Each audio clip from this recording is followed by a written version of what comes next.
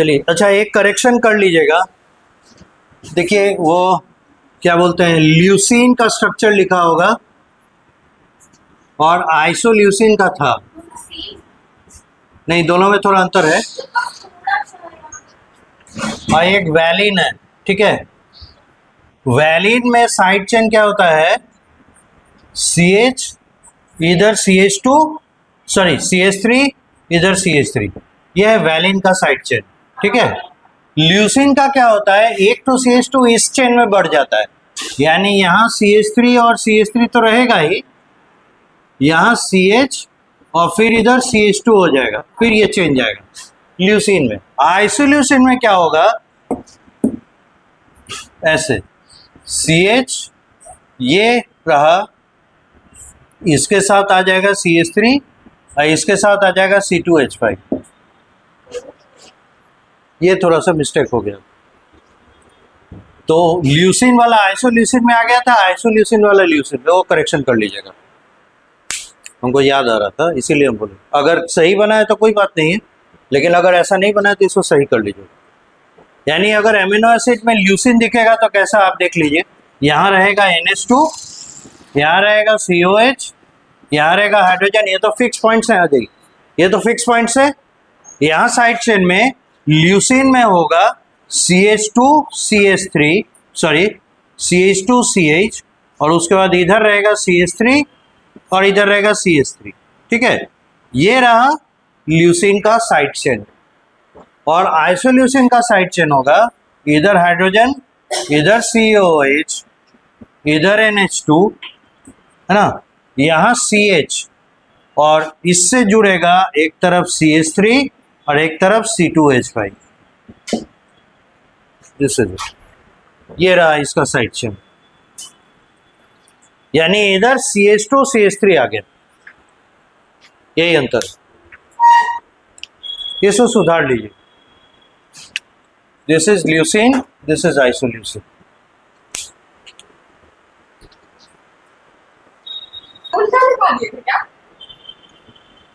इतना देर से क्या समझा रहे थे?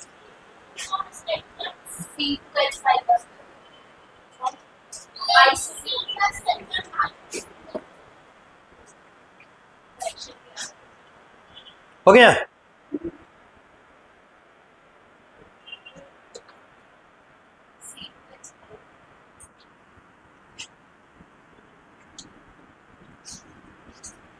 तो हम लोग 20 अमीनो एसिड्स के स्ट्रक्चर देख चुके थे, और क्या जान चुके थे कि उन्हें हम लोग 4 ग्रुप में कैसे क्लासिफाई करें, ठीक है।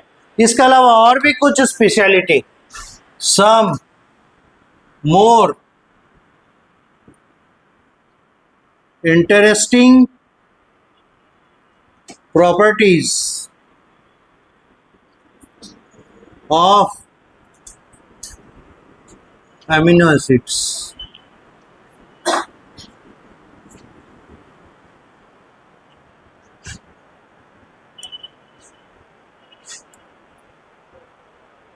देखिए तो among all 20 amino acids there are 3 aromatic amino acids। 3 aromatic amino acids है, नाम बताइए तो।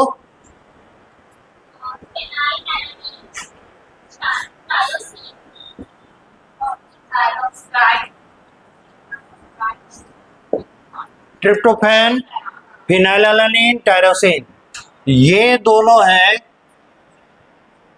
नॉन पोलर और ये है polar. Serial number 2, there are 2 sulphur containing amino acids among the 20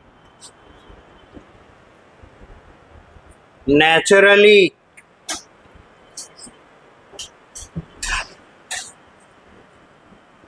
occurring amino acids. जो 20 प्रकार के नेचुरली पाए जाने वाले अमीनो एसिड्स हैं, उसमें से 2 ऐसे हैं जो कि सल्फर कंटेनिंग है, और इनका नाम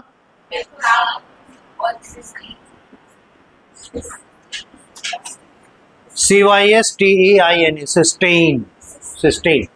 ये मिथ्योनिन है non polar, and this one is polar.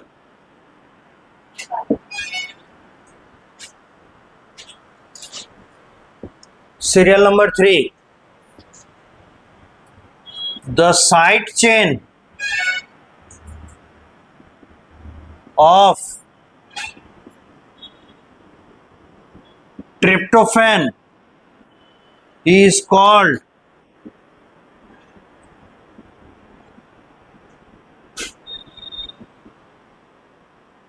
guanidinium group.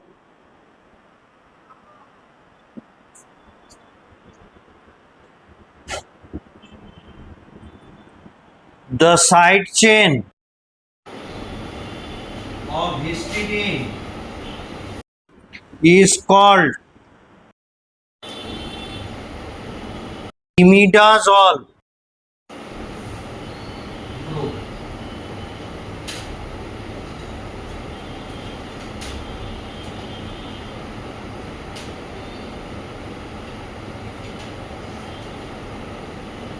Cysteine का मैं इनपुट बताया।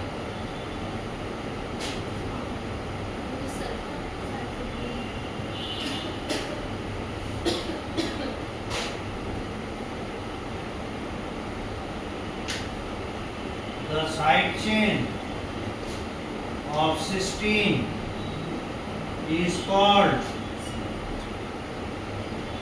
sulfhydryl group.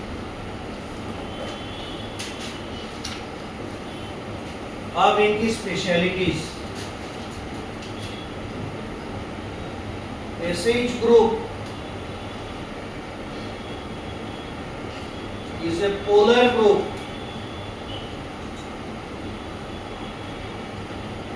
as sulfur belongs to oxygen group. Oxygen के ग्रुप में सब सल्फर होता है ना, तो OH जैसा पोलर होगा, है ना, उसी तरह से SH भी पोलर होगा। और है क्या, 10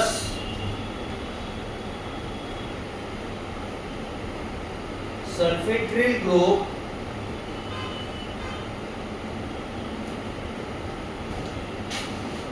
in presence of suitable oxidizing agent can release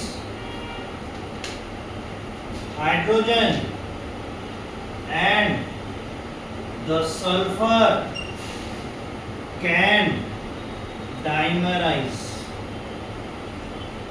with another sulfur, forming a duet of CYSTINE, cysteine। ये सिस्टीन है डाइमर ऑफ, ये है डाइमर ऑफ CYSTINE, इसीलिए बोले थे, स्पेलिंग पे ध्यान दीजिएगा। CYSTINE सिस्टीन है डाइमर, और CYSTINE ये सिस्टीन है सिंगल अमीनो एसिड। ठीक है, इसका इंपॉर्टेंस आप कहाँ देखेंगे, जब आप पढ़ेंगे बायोटेक्नोलॉजी, उसमें आपको दिखेगा एप्लीकेशन में इंसुलिन हार्मोन। उस इंसुलिन हार्मोन में 2 अमीनो एसिड के चेन्स हैं, वो आपस में जुड़ते हैं डाइसल्फाइड लिंकेज से। दरअसल वो डाइसल्फाइड लिंकेज बने हैं डाइमराइजेशन ऑफ सिस्टीन से।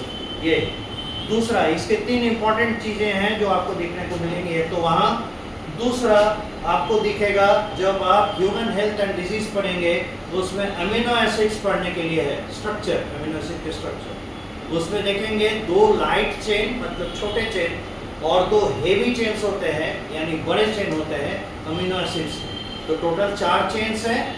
ये चेन, लाइट चेन और हेवी चेन आपस में, और हेवी चेन आपस में जुड़े रहते हैं डाइसल्फाइड लिंकेज की वजह से। और ये एक क्या कहते हैं, कोवेलेंट बॉन्ड है, ठीक है, परमानेंट बॉन्ड है, स्ट्रेंथ है इसमें। और आप जब प्रोटीन आगे पढ़ेंगे तो आपको पता चलेगा प्रोटीन का कई लेवल के स्ट्रक्चर्स है, प्राइमरी, सेकेंडरी, टर्शियरी, क्वाटरनरी। तो सेकेंडरी स्ट्रक्चर होता है प्रोटीन्स को स्टेबलाइज करने के लिए अलग अलग तरीके से, उसमें डाइसल्फाइड लिंकेज बड़ा इंपॉर्टेंट रोल प्ले करता है।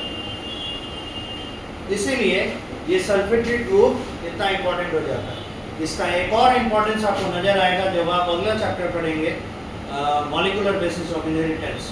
उसमें प्रूव करना था DNA is the genetic material, ठीक है। तो देखिएगा, हर्शे एंड चेस एक्सपेरिमेंट है प्रोबब्ली, उसमें देखिएगा रेडियो एक्टिव सल्फर लिया है और रेडियो एक्टिव फास्फोरस लिया है। तो सल्फर इसलिए लिया क्योंकि सल्फर अमीनो एसिड पे पाया जाता है, और फास्फोरस इसलिए लिया क्योंकि फास्फोरस पाया जाता है न्यूक्लिक एसिड्स पे। लाइए एनसीईआरटी दिखाते हैं। हो गया यहाँ तक, मिटा सकते हैं। ये सल्फेटेड ग्रुप का इंपॉर्टेंस हम लोग देखे, बुक में देखे 3 जगह पे, ये कहाँ हम लोग को, है ना, इंपॉर्टेंट डिस्कवरीज में काम आए, है ना। फिर स्ट्रक्चर ऑफ अमीनो एसिड्स और पॉलीपेप्टाइड चेन्स उसमें काम आए, स्टेबलाइजिंग प्रोटीन्स उसमें काम आए, एक्सेट्रा। ठीक है, ये लिख लीजिए पहले।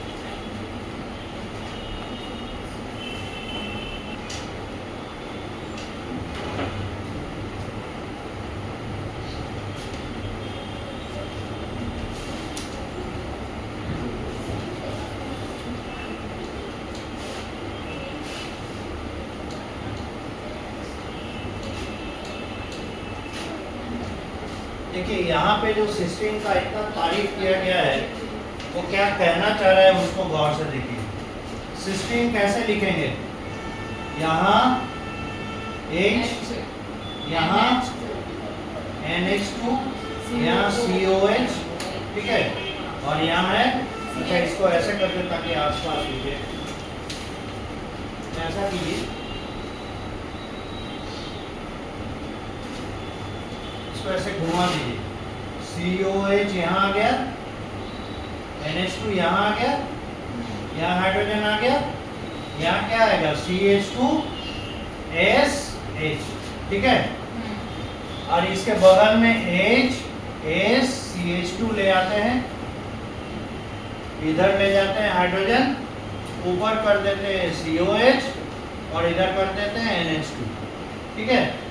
2 सिस्टीन अगल बगल आ गए, ठीक है। अगर कोई ऑक्सीडाइजिंग एजेंट आ जाए तो ऑक्सीडाइजिंग एजेंट क्या करता है, दूसरे को ऑक्सीडाइज करके खुद रिड्यूस हो जाता है। तो वो क्या करने जाएगा, हाइड्रोजन को खींच लेगा, हाइड्रोजन को खींच लेगा, तो सल्फर का एक वैलेंसी फ्री हो जाएगा। अगर ये हाइड्रोजन इससे चला गया, ये हाइड्रोजन इससे चला गया, सल्फर का वैलेंसी फ्री हो जाएगा। तो नतीजा क्या होगा देखिए,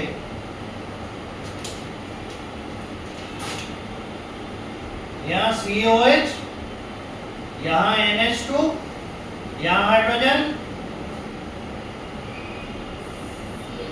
CH2S, ये बचा पहले का, बगल वाले का सल्फर CH2, इधर हाइड्रोजन, इधर COH, इधर NH2। ये जो सल्फर सल्फर बॉन्ड बना ना, इसी को कहते हैं डाई सल्फाइड बॉन्ड। और ये जो एक डाइमर बना, दिस इज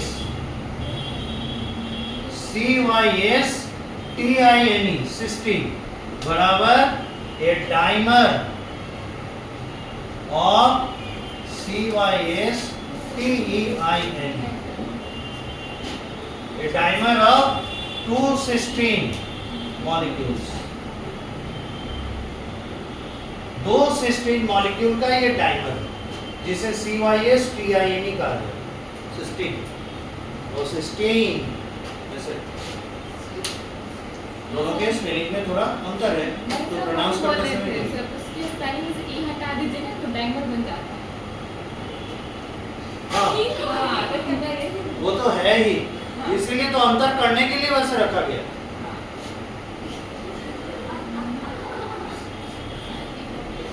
तो अंतर करने के लिए ही तो रखा गया है। हाँ वही ना। अरे हाँ तो नहीं आगे क्या बात है। चलिए आपको दिख गया थोड़ी बार, और लोग तो देखना भी नहीं चाह रहे। हो गया, यही कहना था तो इसका ये इम्पोर्टेंस था। अब आते हैं हिस्टीडीन के बारे में, इसका imidazole group is also very important. अच्छा चलिए पढ़िए उसको पूरा कीजिए।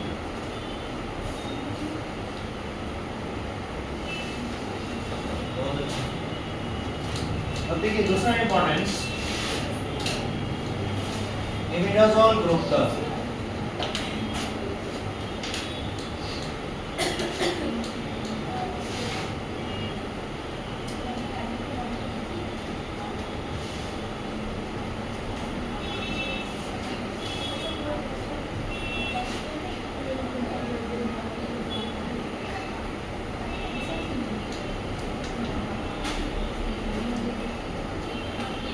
ये जो इमिडाजोल ग्रुप है, this is able to provide H+ ion at nearly neutral pH। लगभग न्यूट्रल pH मतलब क्या हो गया, हमारे बॉडी का जो फ्लूइड का pH है वो नियर टू न्यूट्रल होता है ना, 7.3 7.4 ये होता है हमारे ब्लड का pH। यानी बॉडी फ्लूइड के pH पे जो ऑलमोस्ट न्यूट्रल है, स्लाइटली अल्कलाइन साइड है, ये क्या कर सकता है, नियरली न्यूट्रल pH पे H+ आयन प्रोवाइड कर सकता है। इससे फायदा, सो it can easily catalyze acid base reactions under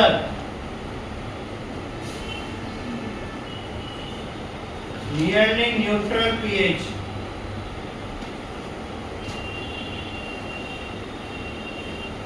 which is the pH of human body and other cell cytoplasm। तो कैटालिसिस सेल्स के अंदर में कौन करते हैं, तो वो एंजाइम्स करते हैं जिन्हें बायोकैटलिस्ट कहा जाता है। तो इन बायोकैटलिस्ट का different types of reaction catalysis होता है। उसमें एक तरह का कैटालिसिस एसिड बेस रिएक्शन का कैटालिसिस है। अब एसिड बेस रिएक्शन के कैटालिसिस के लिए हमको पीएच तो बहुत ऊपर नीचे करना पड़ता, तब ना एसिड बेस रिएक्शन हो पाएगा। ये उस प्रॉब्लम का सॉल्यूशन निकाल के लाता है और इसीलिए ये बड़ा इंपॉर्टेंट हो जाता है।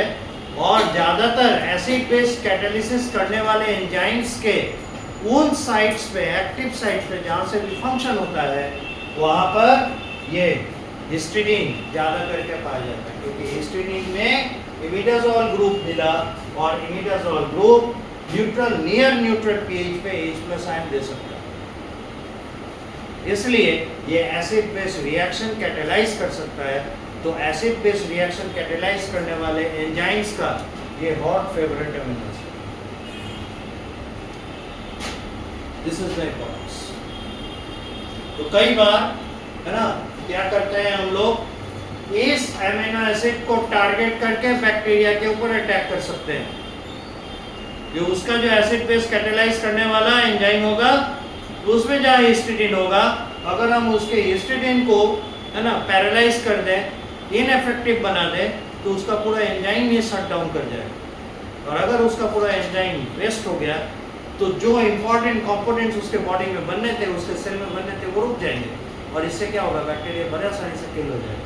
क्यों? क्योंकि बैक्टीरिया का लाइफ स्पैन कितना होता है, मैक्सिमम 40 मिनट्स, आधे घंटे से 1 घंटे के बीच में जीता है।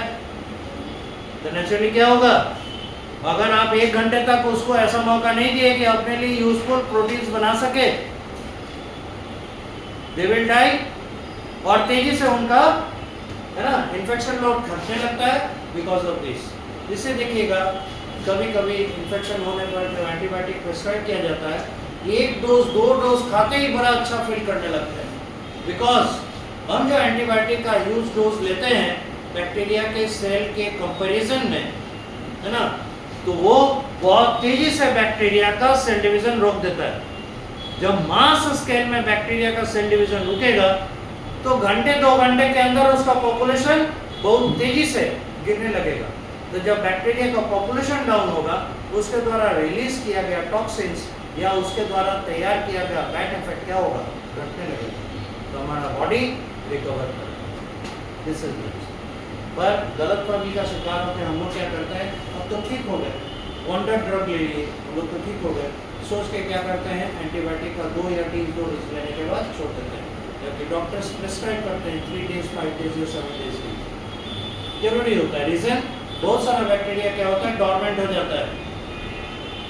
तो अगर फिर वो एक्टिव होने की कोशिश करेगा, उसका एक लाइफ टाइम होता है, इतने दिन तक डॉर्मेंट रहेगा, उसका फिर से रिकवर करने की कोशिश करेगा।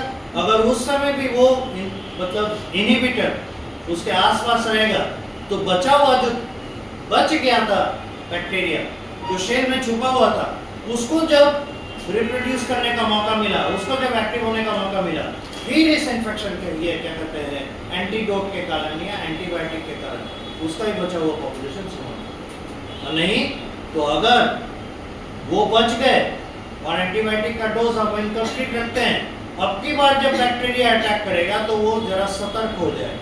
और बैक्टीरिया के अंदर बहुत तेजी से रेजिस्टेंस जीन एक्टिव होते हैं। बहुत सारे रीजंस हैं। तो अगर रेजिस्टेंस जीन एक्टिव हो गया, फिर उस एंटीबायोटिक का नहीं सुना। दिस इज द रीजन कि हम लोग को डोज पूरा करना चाहिए। तो खैर ये तो है, लेकिन जितना जल्दी इस बात को समझे आप लोग उतना अच्छा रहेगा। हैबिट की कमी हो गई है, उस हैबिट को बढ़ाना बहुत जरूरी है।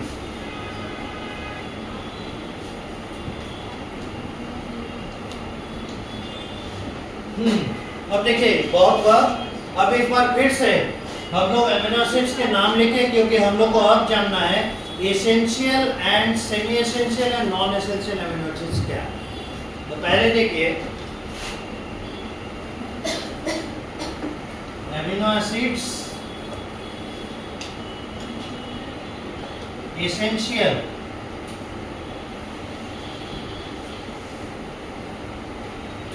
सेमी एसेंशियल,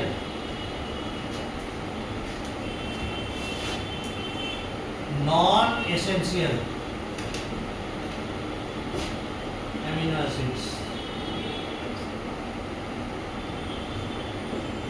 तो पहले ये सोचिएगा एसेंशियल मतलब इसका जरूरत है और नॉन एसेंशियल मतलब इसका जरूरत नहीं है, मतलब हमारे बॉडी में ही इसका जरूरत नहीं है। ये हम लोग सोचने लगते हैं, पर ऐसा नहीं है। एसेंशियल अमीनो एसिड का मतलब हो गया, कहा जाता है जो ये एसेंशियल अमीनो एसिड है, उसका मतलब है कि ये वैसे अमीनो एसिड्स हैं जिनको हमारा बॉडी तरसता है, किसी भी तरीके से हमारा बॉडी इसे बना नहीं सकता। इसलिए इसका डोज, इसका कंपनसेशन हमारे न्यूट्रिशन के माध्यम से होना चाहिए। यानी हमारे फूड में ये अमीनो एसिड्स जरूर होने चाहिए, हमारे प्रोटीन में ये अमीनो एसिड जरूर होने चाहिए, ताकि इसकी कमी हमारे बॉडी में ना हो। तो टोटल 20 अमीनो एसिड्स में से 8 अमीनो एसिड ऐसे हैं जिन्हें हमारा बॉडी बिल्कुल ही नहीं बना सकता। ठीक है, तो वो किस कैटेगरी में? एसेंशियल, एकदम चाहिए ही चाहिए। हर दिन चाहिए, नहीं तो मैल न्यूट्रिशन के शिकार हो जाएंगे, कमी होगी किसी चीज की। ये हो गया एसेंशियल। सेमी एसेंशियल मतलब हो गया क्या, हमारा बॉडी उन्हें बनाता तो है पर रफ्तार बहुत धीमा। इस वजह से क्या होता है, कभी इमरजेंसी जब ज्यादा जरूरत पड़ेगा तो हम उसका कंपनसेशन नहीं कर रहे। ठीक है, वो हो गया सेमी एसेंशियल। और नॉन एसेंशियल, हमारे बॉडी को बनता तो है पर पर्याप्त बनता है, जितना चाहिए जरूरत हो बनते जाएगा, उतना भरपाई होते जाएगा, कमी नहीं होगी। तो 3 कैटेगरी है अमीनो एसिड्स, जो एकदम ही नहीं बनते, जो बनते हैं पर सफिशिएंट नहीं होते किसी किसी कंडीशन में, और एक सफिशिएंट बनते हैं जिसकी कमी कभी नहीं होती। तो जिन अमीनो एसिड्स के हमारे बॉडी में कभी कमी नहीं होती उन्हें हम कहते हैं नॉन एसेंशियल।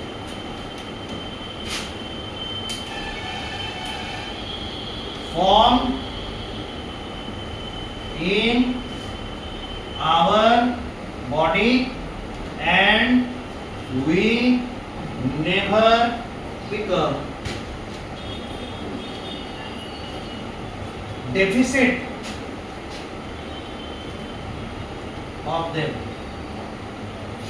हमारे अंदर इनके लिए कभी डेफिशिएंसी नहीं होती। Semi essential, we form them in our body but not in a higher amount। So at time, उस समय when their requirement is higher, we become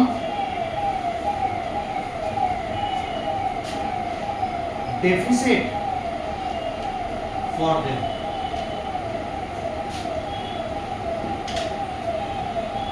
और essential, we can't make them in our body। ऐसे 8 amino acids हैं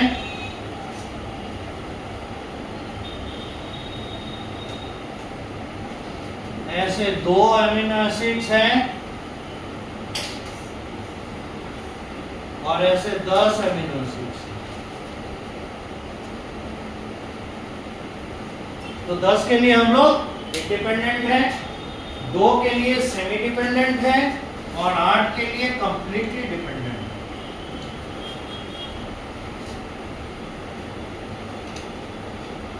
तो इसको याद कैसे रखें, आप एसेंशियल को याद रखिए, एसेंशियल और सेमी एसेंशियल को, तो नॉन एसेंशियल अपने आप याद आ जाएगा। तो देखिए, तो नॉन पोलर में नॉन पोलर अमीनो एसिड्स कितने थे? 8 नॉन पोलर 8 थे ना, इसमें से 6 आर एसेंशियल, हम नहीं बना सकते। तो कौन छूट रहा है इसमें? Alanine and proline, non essential.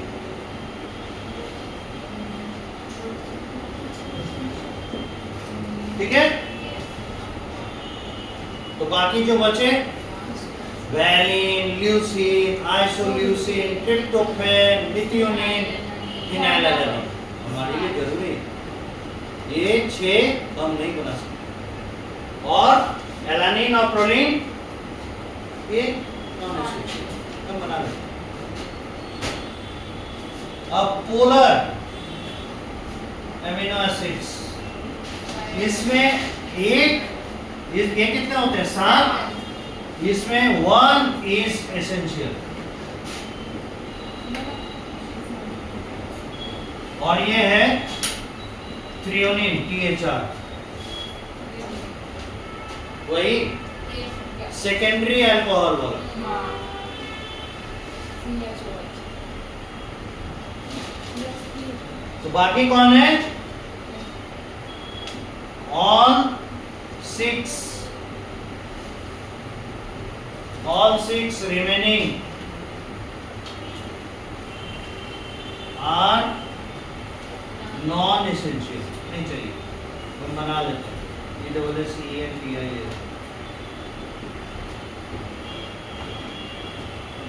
एक हो गया। अब देखिए कितना हो गया, 6 और एक 7, ठीक है। बेसिक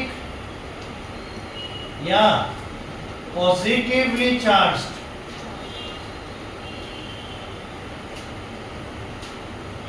एमिनो एसिड्स ये कितने हैं? 3। ऑल 3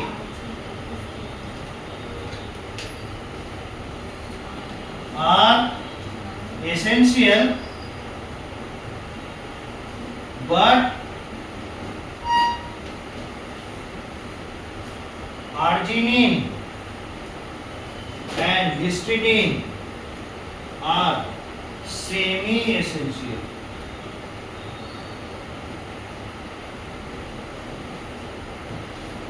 ये तीनों हमें चाहिए जरूर, लेकिन इन दोनों के लिए हम सेमी एसेंशियल है, मतलब बनता तो है पर जरूरत पड़ ही जाता है, पूरा नहीं पड़ता। तो अगर आपके भोजन में ये तीनों पॉजिटिवली चार्ज एमिनो एसिड आ जाते हैं तो बुरा नहीं है। पर इसमें कौन बचा? लाइसिन। ये तो आपको चाहिए ही चाहिए, ये 100% एसेंशियल है, ये हम नहीं बना सकते, ठीक है। अब बचा एसिडिक या negatively charged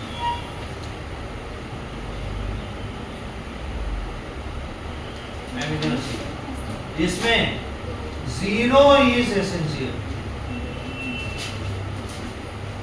that means both are non-essential। तो देखिए, तो नॉन एसेंशियल का नंबरिंग, यहां से नॉन एसेंशियल कितने मिले? 2। यहां से नॉन एसेंशियल कितने मिले? 6, 6 2 8, और यहां से नॉन एसेंशियल 2 मिले, 8 2 10। हो गया सबका हिसाब बराबर। अब इसमें अगर पूछा जाए एसेंशियल एमिनो एसिड्स के नाम लीजिए, तो यहाँ से 6 का नाम लेंगे, कौन कौन? Valine, leucine, isoleucine, proline, phenylalanine and tryptophan. ये 6 हमारे एसेंशियल हो जाएंगे। प्रोलिन नहीं,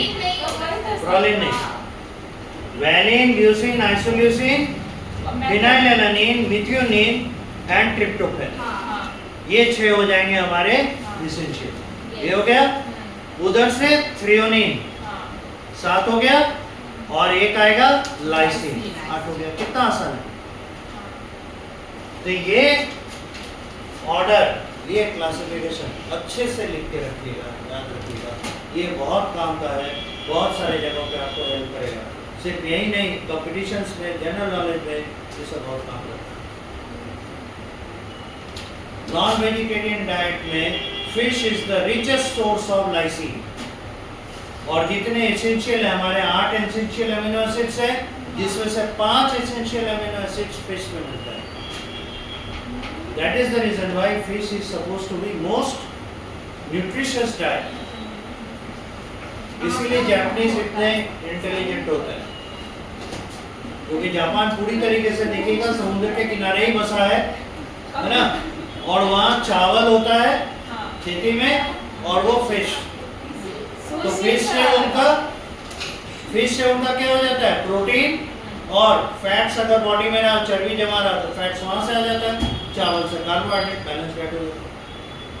सर बंगाली लोग भी बहुत खाते हैं, कल्चर के ऊपर डिपेंड करता है। यहाँ देखिए,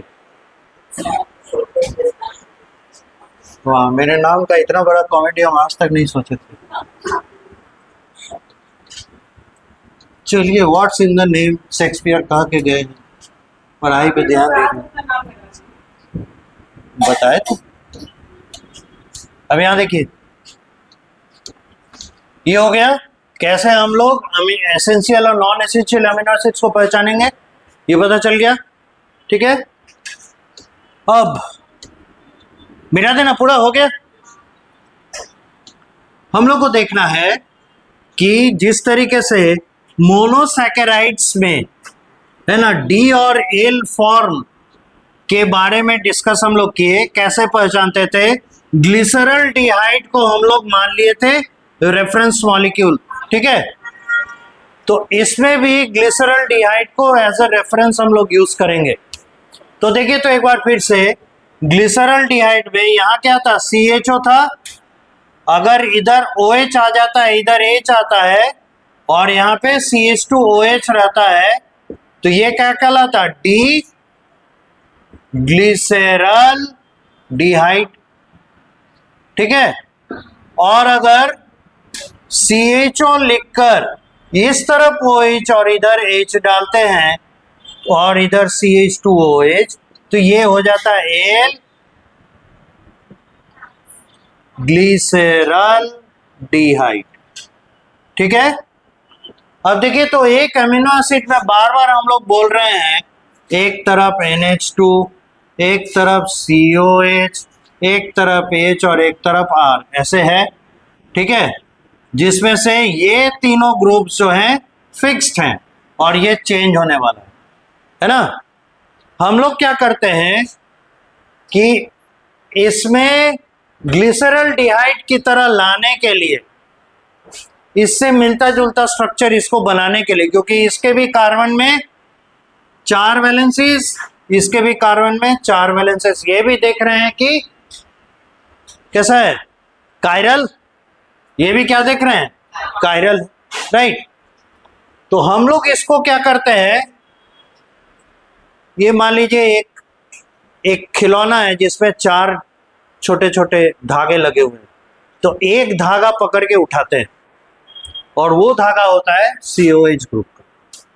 ठीक है, तो क्या करते हैं, COOH ग्रुप को at the top of the plane ले जाते हैं, सीधा ऊपर, वर्टिकल। अब क्या होगा, एक डंटा ऐसे, एक डंटा ऐसे और एक डंटा ऐसे दिखाई देगा।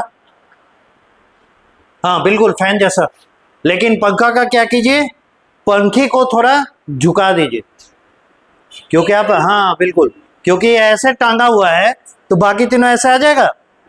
ये एक हो गया, दूसरा ये हो गया, तीसरा ऐसे हो गया, और ये सिर हो गया COH। ठीक है, इमेजिन करना अच्छी बात है।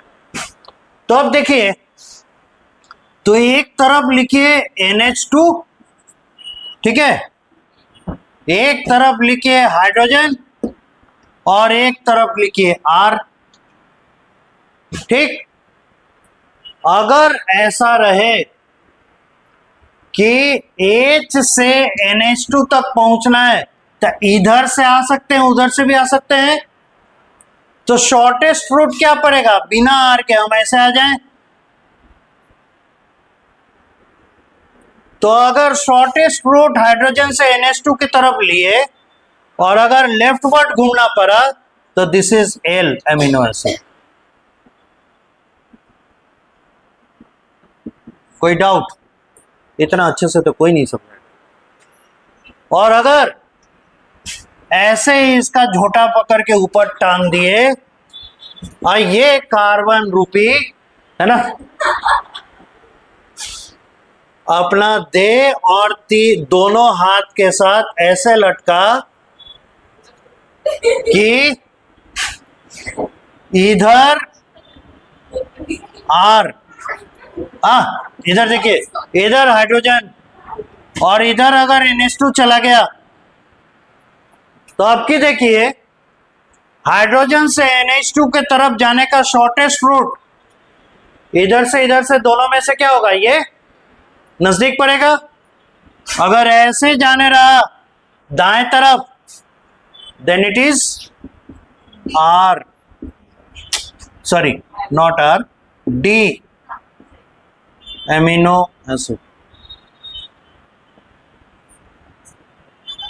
तो मोरलेस हम लोग को क्या दिख रहा है, अगर NH2 लेफ्ट और हाइड्रोजन राइट तो L, अगर NH2 राइट हाइड्रोजन लेफ्ट तो D, जस्ट लाइक दिस. ये OH right, H left, D, NH2 right hydrogen left, D, OH left hydrogen right, L, NH2 left hydrogen right, L. समझ में आ गया कैसे हम लोग D और L अमीनो एसिड का निर्णय करते हैं? This is how we decide. और नेचर में all 20 naturally occurring amino acids are Al amino acids. Important point number 1. Important point number 2. Only some bacteria in their cell wall have D amino acid.